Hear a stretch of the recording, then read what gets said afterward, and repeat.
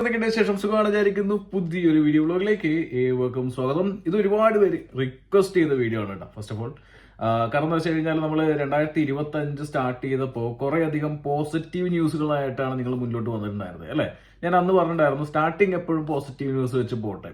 പലരും ചോദിച്ച ചോദ്യങ്ങൾ ആ സമയങ്ങളിൽ നമുക്ക് ഉത്തരം കൊടുക്കാനോ വീഡിയോ ചെയ്യാനോ സാധിച്ചിട്ടുണ്ടായിരുന്നില്ല. എക്സാമ്പിൾ ഇപ്പൊ നമ്മൾ ചെയ്യുന്ന ടോപ്പിക് കാരണം എന്ന് വെച്ച് കഴിഞ്ഞാൽ നമുക്കെല്ലാവർക്കും അറിയാം 2025 കുറേയധികം കൺട്രികൾ സ്ട്രിക്റ്റ് ആയിട്ടുള്ള നിയമങ്ങൾ കൊണ്ടുവരുന്നുണ്ട്.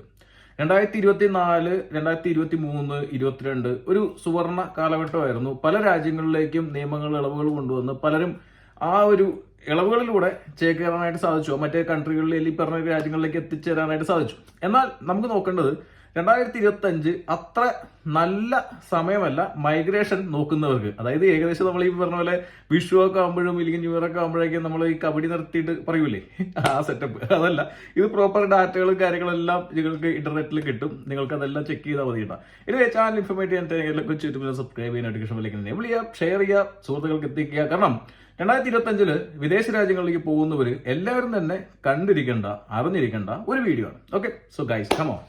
സോ ഗൈസ് നമുക്ക് എല്ലാവർക്കും അറിയാം 2022, 21, 22, 23 24 നമുക്ക് എല്ലാവർക്കും അറിയാം. 23 വരെ നമുക്ക് എല്ലാവർക്കും അറിയാം UK ഒരു അടിപൊളി ആൾക്കാർ സ്റ്റുഡന്റ് വിസയിൽ വളരെ നല്ല രീതിയിൽ ഒഴുക്ക് ഉണ്ടായിരുന്ന ഒരു സമയമാണ്. UK മാത്രമല്ല കാനഡയാണെങ്കിലും നല്ല രീതിയിലുള്ള ആളുകൾ മൈഗ്രേഷൻ നടത്തും. ഓരോ ഏജൻസികൾ 4000, 5000 പേരെയൊക്കെ കയറ്റിക്കൊണ്ട് ചരിത്ര റെക്കോർഡുകൾ, ഗിന്നസ് റെക്കോർഡുകളൊക്കെ ഇട്ടിട്ടുള്ള സമയം ഉണ്ടായിരുന്നു. നിങ്ങൾക്ക് അതിന് പ്രത്യേകിച്ച് ഇനി ഓർമ്മിപ്പിക്കേണ്ട ആവശ്യമില്ലല്ലോ അല്ലേ.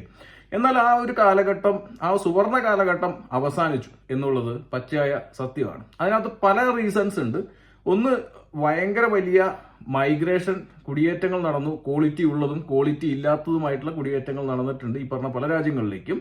അപ്പോൾ അതിനുപരി തന്നെ ഇല്ലീഗൽ മൈഗ്രേഷനും പല രാജ്യങ്ങളിൽ ഉണ്ടായിട്ടുള്ള പല പ്രശ്നങ്ങളും ഈ പറഞ്ഞ ഇല്ലീഗൽ മൈഗ്രൻസിലൂടെയും ഇല്ലെങ്കിൽ ഒരുപാട് റെഫ്യൂജീസ് ആയിട്ട് എത്തിയിട്ടുണ്ടായ പല പ്രശ്നങ്ങളും പല രാജ്യങ്ങളെ മാറ്റി ചിന്തിക്കാനായിട്ട് പ്രേരിപ്പിച്ചു എന്നുള്ളത് തന്നെയാണ്. അത് മാത്രമല്ല ആ സമയങ്ങളിൽ നമുക്കറിയാം ഉണ്ടായിരുന്ന ഗവൺമെന്റ് ഒരു ലെഫ്റ്റ് ഇല്ലെങ്കിൽ ഒരു എന്താ പറയാ ഇടത് ഒരു ചിന്താഗതി ഇല്ലെങ്കിൽ സപ്പോർട്ട് ചെയ്യുന്ന ഒരു ഗവൺമെന്റ് ആയിരുന്നു. അതായത് മൈഗ്രേഷനെ കൂടുതൽ സപ്പോർട്ട് ചെയ്യുന്ന ഒരു ഗവൺമെന്റുകളായിരുന്നു ആ സമയത്ത് ഉണ്ടായിരുന്നത്. എന്നാൽ ഇന്ന് യൂറോപ്യൻ രാജ്യങ്ങളിലും UK-യിലും കാനഡയിലും ഇപ്പൊ US-ലും ഓസ്ട്രേലിയയിലും സകല രാജ്യങ്ങളിലും ഞാൻ പറഞ്ഞുതരാം. ഓരോ രാജ്യങ്ങൾ ഓരോന്നായിട്ട് എടുത്തു വരാം നമുക്ക്.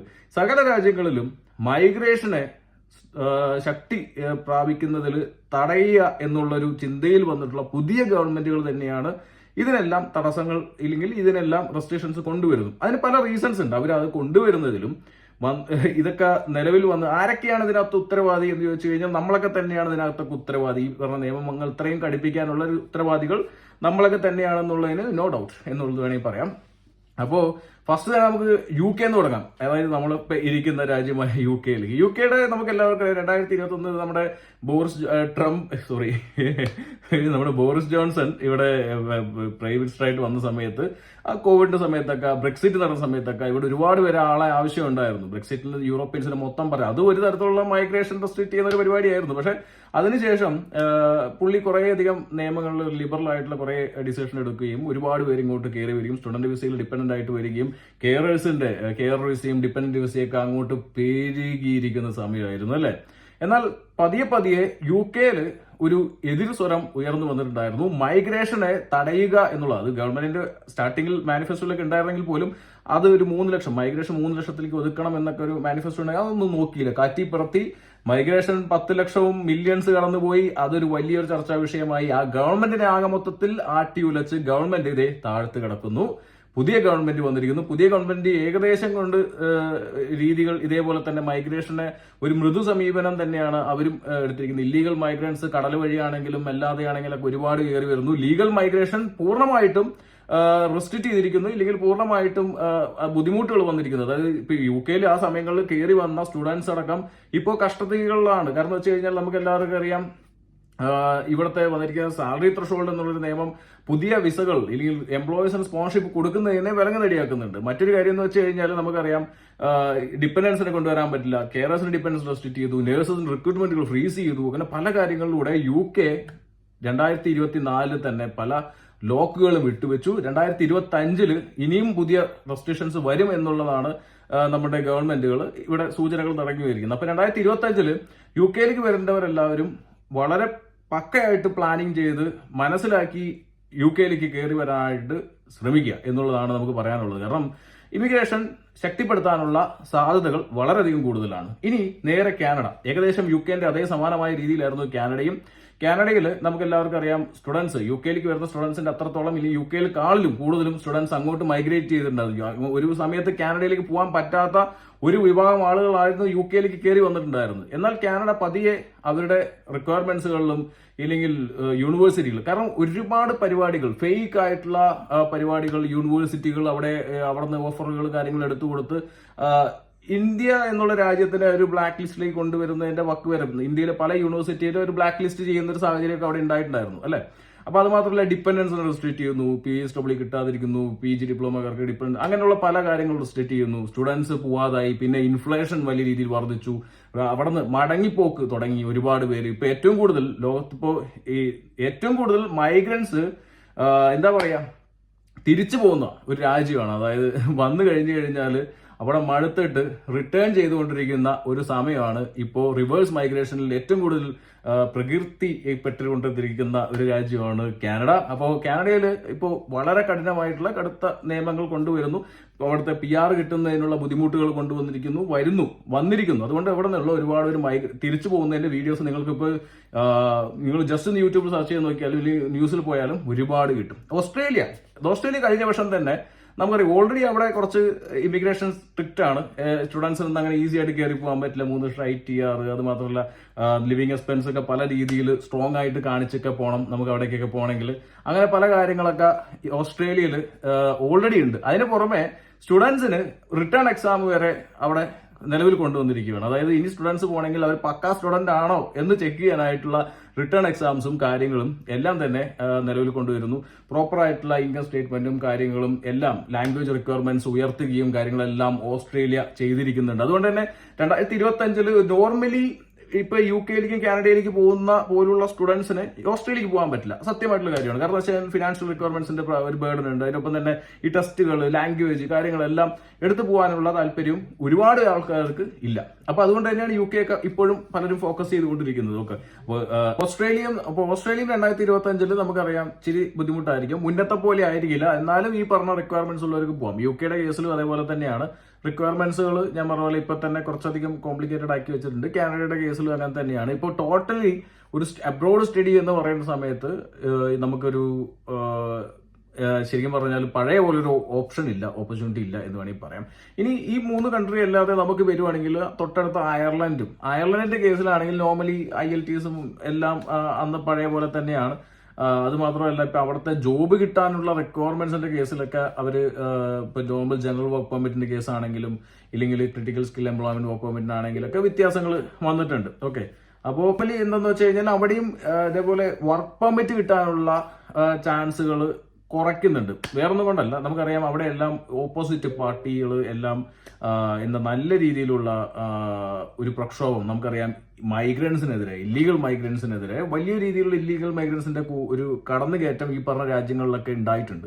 അത് നല്ല രീതിയിൽ അവിടെയുള്ള ജനങ്ങളെ മാറി ചിന്തിക്കാനായിട്ട് പ്രേരിപ്പിച്ചിട്ടുണ്ട് എന്നുള്ളതാണ്. ഇപ്പൊ UK കേസിലാണെങ്കിലും ഇപ്പോൾ റിഫോം പാർട്ടി ഇത്രത്തോളം കുതിച്ചുയർന്നതിന്റെ മറ്റൊരു കേസ് എന്ന് വെച്ച് കഴിഞ്ഞാൽ ഇല്ലീഗൽ മൈഗ്രൻസിനെ കുറിച്ചുള്ള കുറെ പ്രശ്നങ്ങളും, ആ മൈഗ്രൻസ് ഇപ്പോൾ ഇവിടെയുള്ള നോർമൽ സിറ്റിസൺസിന്റെ പല രീതിയിലുള്ള ആനുകൂല്യങ്ങളിലും അവർ കടന്നു കയറ്റവും ഇല്ലെങ്കിൽ അവരുടെ പല എന്താ പറയാ ഇവിടെയുള്ള പബ്ലിക് സർവീസുകൾ യൂസ് ചെയ്യുന്നതും തമ്മിലുള്ള കുറെ പ്രശ്നങ്ങളും, അതുമാത്രമല്ല ഇവിടെ വളർന്നു വന്നുകൊണ്ടിരിക്കുന്ന ഒരു റിലീജിയസ് ആയിട്ടുള്ള ഒരു പരിപാടി ഈ പറഞ്ഞ കൺട്രീസിലുള്ള ആളുകൾക്ക് പാടെ താല്പര്യമില്ലാതെ. അതിന് പല കാരണങ്ങളുണ്ട്. അത് പലതും ഈ പറഞ്ഞ കടന്നു കയറി വന്നിട്ടുള്ള ആളുകൾ ചെയ്യുന്ന ചില കാര്യങ്ങളൊക്കെ തന്നെയാണ് ഇവരെ ഇറിറ്റേറ്റ് ചെയ്യുന്നതും മാറി ചിന്തിപ്പിക്കാനും പുതിയ പാർട്ടി, അതായത് അന്ന് ഇവർക്ക് അഭയം കൊടുത്ത പാർട്ടിയെ ചവിട്ടി പുറത്താക്കി പുതിയ പാർട്ടി UK ഇല്ലെങ്കിൽ യൂറോപ്യൻ കൺട്രിയിലേക്കും കടന്നു വരുന്നതിന്റെ സാഹചര്യം ഉണ്ടായിരിക്കുന്നത്. ഇപ്പൊ കാനഡയുടെ കാര്യം എടുക്കുകയാണെങ്കിൽ നമുക്ക് എല്ലാവർക്കും അറിയാം, അവിടെ ട്രൂഡോ ഗവൺമെന്റ് ഇന്ത്യൻസിനെ പൂർണ്ണമായിട്ടും തഴയുന്ന ഒരു സാഹചര്യം ഉണ്ടായിരുന്നു. അപ്പോൾ അതിനെ എല്ലാത്തിനും ഇപ്പോൾ ട്രൂഡോ ഗവൺമെന്റ് രാജിവെച്ചിരിക്കുന്നു, പുതിയൊരു ആള് വരുന്നു എന്നുള്ളതൊക്കെയാണ് അവിടത്തെയും നിയമങ്ങൾ. ഇനിയിപ്പോൾ US കേസ് എടുക്കുവാണെങ്കിൽ വളരെ സ്ട്രിക്റ്റ് ആയിട്ടുള്ള മൈഗ്രേഷൻ, അതായത് ഇല്ലീഗൽ മൈഗ്രൻസിനെ ഡീപ്പോർട്ട് ചെയ്യാനുള്ള ആ ഒരു കോൺട്രാക്ട് ഇല്ലെങ്കിൽ സൈൻ ചെയ്തിട്ടാണ് നമ്മുടെ ട്രംപ് അധികാരത്തിൽ വന്നിരിക്കുന്നത്. അതായത് ഒരു തരത്തിലുള്ള അഡ്ജസ്റ്റ്മെന്റിനും ഇപ്പോൾ പല രാജ്യങ്ങളും തയ്യാറാവുന്നില്ല. മെയിൻ ഒരു കാര്യങ്ങൾ, അതായത് ഇപ്പോൾ പല യൂറോപ്യൻ കൺട്രികൾ ചെയ്ത് കാണിച്ചിട്ടുള്ള ഉദാഹരണങ്ങൾ തന്നെയാണ് മറ്റ് രാജ്യങ്ങളിൽ മാറി ചിന്തിക്കാനായിട്ടുള്ള ഒരു സാഹചര്യം. ഇപ്പോൾ സ്വീഡനിലും അതുമാത്രമല്ല ജർമ്മനിയിലും നോർവേയിലും മറ്റ് രാജ്യങ്ങളിലെല്ലാം ഈ വാറിന്റെ സമയത്ത് ഒരുപാട് പേര് കടന്നു വന്നു. പിന്നെ അവിടെ അതിനകത്ത് ആധിപത്യം സ്ഥാപിക്കുന്നതുമായിട്ടുള്ള പല പ്രശ്നങ്ങൾ, ഇപ്പൊ സ്വീഡിഷ് ഗവൺമെന്റ് ആണെങ്കിൽ പോലും സിറ്റിസൺഷിപ്പ് കൊടുക്കാതെയും അവിടെ അസൈലം കൊടുക്കാതെയും ഡീപ്പോർട്ട് ചെയ്യാനുള്ള പദ്ധതികളുമായിട്ട് വരുന്നു. ഫ്രാൻസ് പോലുള്ള രാജ്യങ്ങൾ തീർച്ചയായിട്ടും മറ്റ് പല ആനുകൂല്യങ്ങളിലൂടെ ഡീപ്പോർട്ട് ചെയ്യാനായിട്ടുള്ള ടിക്കറ്റുകളടക്കം ഓഫർ ചെയ്തിട്ട് മുന്നോട്ട് വരുന്നു. ഫ്രാൻസും അതേപോലെ ശക്തമായിട്ടുള്ള ഇമിഗ്രേഷൻ നിയമങ്ങളുമായിട്ട് മുന്നോട്ട് വരുന്നു.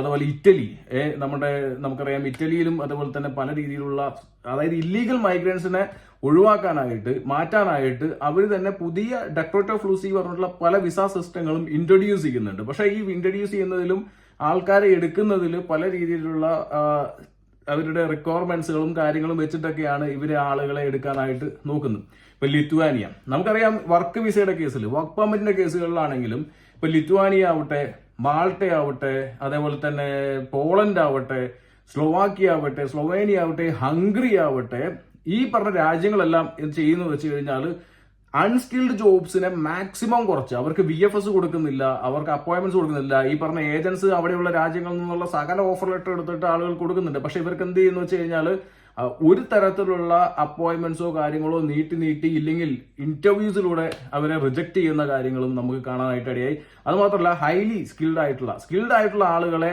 ഈ പറഞ്ഞ ലിത്വാനിയ എടുക്കുന്നു, എസ്റ്റോണിയ എടുക്കുന്നു, അതുപോലെ തന്നെ മറ്റ് പല രാജ്യങ്ങളും എന്ത് ചെയ്യുന്നു, അവരെടുക്കുന്നുണ്ട്.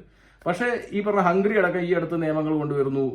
പോളണ്ട് വലിയ രൂക്ഷമായ ഭാഷയിൽ തന്നെ പറഞ്ഞു, എന്റെ രാജ്യത്തിൽ ഒരു ഇല്ലീഗൽ മൈഗ്രൻസിനെ നിങ്ങൾക്ക് കാണാൻ സാധിക്കില്ല എന്നുള്ള രീതിയിൽ വലിയ രീതിയിൽ രൂക്ഷമായിട്ട് പറയുന്നു. അത് മാത്രമല്ല അൺസ്കിൽഡ് ജോബ്സിലൊക്കെ ഇല്ലെങ്കിൽ അവിടെ വരുന്ന ഈ ഇൻസ്റ്റയിൽ കിടന്നിട്ട് പലരും വീഡിയോ ചെയ്യുന്നുണ്ട്, അവിടെ വിസ എന്ന് പറഞ്ഞ ഒരു വിസയും ഇവർക്ക് കിട്ടുന്നില്ല. ഇവർക്ക് ആക്ച്വലി വീഡിയോ ചെയ്തിട്ട് ആ കിട്ടുന്ന റെഫറൻസിൽ 1-2 പേർക്കായിരിക്കും. അപ്പോയിന്റ്മെന്റ്സ് പോലും കിട്ടാതെ കിടന്നിട്ട് പലരും നമ്മളെ കോൺടാക്ട് ചെയ്തുകൊണ്ടിരിക്കുന്ന സാഹചര്യം. എന്താണ് അവിടുത്തെ അവസ്ഥ എന്നറിയാതെ.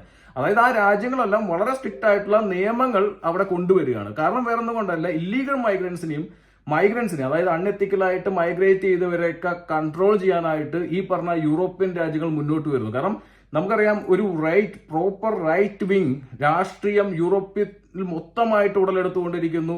നിയമങ്ങളിൽ കടുപ്പിക്കാനായിട്ടുള്ള തയ്യാറെടുപ്പുകൾ കൊണ്ടുവന്നിരിക്കുന്നു. ജർമ്മനി അടക്കം പലരെ ഇന്ത്യക്കാരെ കൂടുതലായിട്ട് ആകർഷിക്കാനുള്ള കുറച്ച് നിലപാടുകൾ എടുക്കുന്നുണ്ടെങ്കിലും നിയമങ്ങളിൽ ഇളവുകൾ കൊണ്ടുവരുന്നുണ്ടെങ്കിലും ഇപ്പോൾ എന്തെന്ന് പറയാം, ജർമ്മനി അടക്കം നമുക്ക് അങ്ങനെ ഒരു ഇളവുകൊണ്ട് മറ്റ് ഇല്ലീഗൽ മൈഗ്രൻസിനെ കൺട്രോൾ ചെയ്യാനുള്ള പരിപാടികൾ നോക്കുന്നുണ്ട്.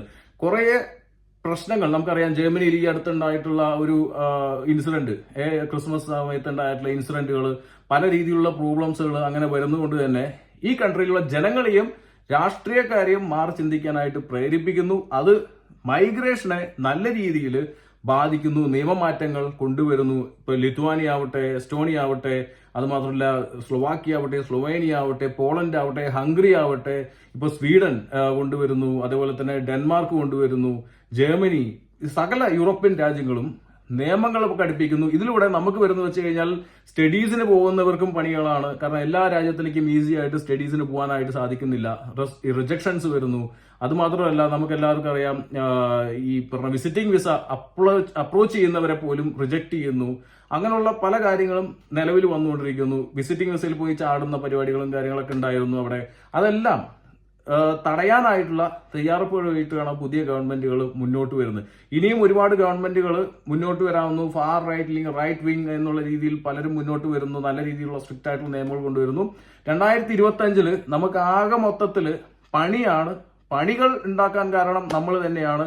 ഒരുപാട് പേര് അങ്ങോട്ട് ഇല്ലീഗലായിട്ട് എൻട്രി ചെയ്യാനായിട്ട് ശ്രമിക്കുന്നതും കാര്യങ്ങളൊക്കെ തന്നെയാണ് ഈ പ്രശ്നങ്ങൾക്ക് ഒരു മെയിൻ ഒരു കാര്യം ഉണ്ടായിരിക്കുന്നത്. അതായത് ഒരു എന്താ പറയാ, ചിലർക്ക് തലചായ്ക്കാൻ ഒരു ഇടം കൊടുത്തപ്പോൾ ആ ഇടം മൊത്തമായിട്ട് അവിടെ മീൻസ് എടുക്കുന്ന ഒരു സാഹചര്യം ഉണ്ടായതുകൊണ്ടും പല രീതിയിലുള്ള പ്രശ്നങ്ങൾ അവിടെ രൂക്ഷമാക്കിയതും കൊണ്ടൊക്കെ തന്നെയാണ്. ഇത് ഞാൻ പറയുന്നതല്ല, നിങ്ങൾക്ക് ഓരോ രാജ്യത്തിന്റെ അവിടെ ന്യൂസുകൾ നിങ്ങൾക്ക് എടുത്ത് വായിച്ചു നോക്കാം. ഇല്ലീഗൽ മൈഗ്രൻസിന്റെ ന്യൂസുകൾ നിങ്ങൾക്ക് എടുത്ത് വായിച്ചു നോക്കിക്കഴിഞ്ഞാൽ അവിടെ റീസെന്റ് ആയിട്ടുള്ള പാസ്സാക്കിയിട്ടുള്ള നിയമങ്ങൾ നിങ്ങൾ നോക്കിക്കഴിഞ്ഞു കഴിഞ്ഞാൽ വളരെ വ്യക്തമായിട്ട് മനസ്സിലാവും എന്തുകൊണ്ട് ഈ നിയമങ്ങൾ കൊണ്ടുവരുന്നു, എന്തിനു വേണ്ടി ഈ നിയമങ്ങൾ കൊണ്ടുവരുന്നു എന്നുള്ളതാണ്.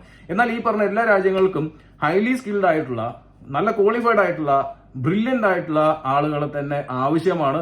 അങ്ങനെയുള്ള ഒരുപാട് റൂട്ടുകൾ, ഇപ്പൊ എക്സാമ്പിൾ ഡെൻമാർക്ക് പറയുവാണെങ്കിൽ പോസിറ്റീവ് ലിസ്റ്റ്, അതുപോലെ സ്വീഡൻ ആണെങ്കിലും, അതുപോലെ നെതർലാൻഡ്സ് ആണെങ്കിലും, പല രാജ്യങ്ങളും, അതുപോലെ ഇപ്പൊ UK ആണെങ്കിലും ഹൈലി ടാലന്റഡ് ആയിട്ടുള്ള ആൾക്കാരെ എടുക്കാൻ വേണ്ടിയിട്ടുള്ള തയ്യാറെടുപ്പുകൾ നടക്കുന്നുണ്ട്. അതിപ്പോ അയർലൻഡ് ആണെങ്കിലും എല്ലാ രാജ്യം, ഇപ്പൊ എക്സാമ്പിൾ ഓസ്ട്രേലിയ പോലും അവിടെ H1B വിസ ഇന്ത്യക്കാർക്ക് ഇളവുകൾ കൊണ്ടുവരുന്നു, ഇന്ത്യക്കാരെ ആകർഷിക്കുന്നു. നമുക്ക് നല്ല ക്വാളിഫൈഡ് ആയിട്ടുള്ള സ്ട്രെയിറ്റ് ആയിട്ട് പോകുന്ന നല്ല സ്കിൽസ് ഉള്ള, എക്സ്പീരിയൻസ് ഉള്ള ആളുകളെ എല്ലാ രാജ്യക്കാർക്കും ആവശ്യമാണ്. ഊട് വഴി അല്ലെങ്കിൽ ഉടായ്പ വഴി എന്ന് പറയുന്ന സമയങ്ങളിലേക്ക് ഇതൊക്കെ നമ്മളെ ബാധിക്കുന്നതാണ്.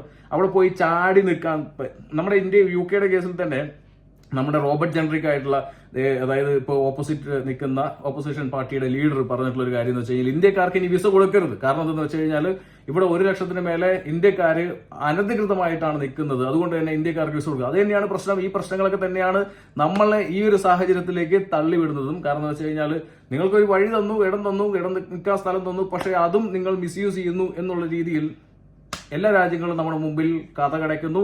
നമ്മുടെ പാസ്പോർട്ടിന്റെ റാങ്കിങ്ങുകളെല്ലാം കൂപ്പുകുത്തി കൊണ്ടിരിക്കുന്നു. അതുകൊണ്ട് തന്നെ ഒരു സ്വാഭാവികമായിട്ടൊരു സാധാരണക്കാരിൽ ഒരു ബിസിനസ് ചെയ്യാനോ അല്ലെങ്കിൽ മറ്റൊരു ടൂറിനോ കാര്യങ്ങൾക്ക് പോകുന്നുണ്ടെങ്കിൽ നമുക്ക് എന്ത് ചെയ്യാൻ പറ്റും?